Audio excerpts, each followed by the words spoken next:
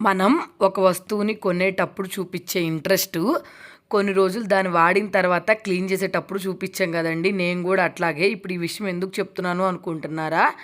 మా మిక్సీ అయితే చూశారు కదా, చాలా మట్టి పట్టుకుపోయి ఇట్లా ఉంది. ఇది కొనేటప్పుడు అయితే అబ్బా మిక్సీ కొనుక్కోవాలని ఎంత ఇంట్రెస్ట్గా కొనుక్కున్నానో, నెక్స్ట్ కొన్ని రోజులు వాడంగానే దీని మీద ఇంట్రెస్ట్ తగ్గిపోయింది అనమాట.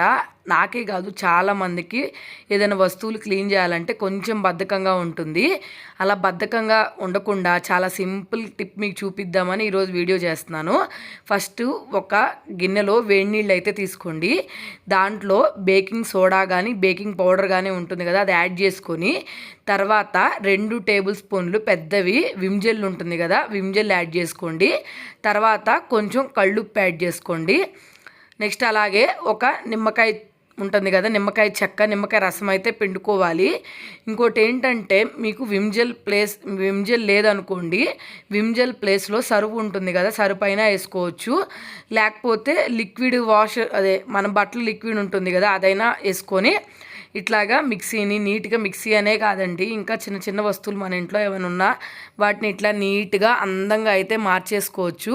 చూసారు కదా, జస్ట్ వాటర్ చల్లి కాసి పక్కన పెట్టేసి తర్వాత ఇట్లా నీట్గా క్లీన్ చేస్తే ఫస్ట్ అప్పుడు స్టార్టింగ్ అప్పుడు ఎండింగ్ అప్పుడు ఎట్లా ఉందో చూసారు కదా, ఇట్లాగా మిక్సీ జార్ని అయితే చాలా నీట్గా క్లీన్ చేసుకోవచ్చండి. ఈ టిప్ అయితే లేడీస్ అందరికీ బాగా ఉపయోగపడుతుంది.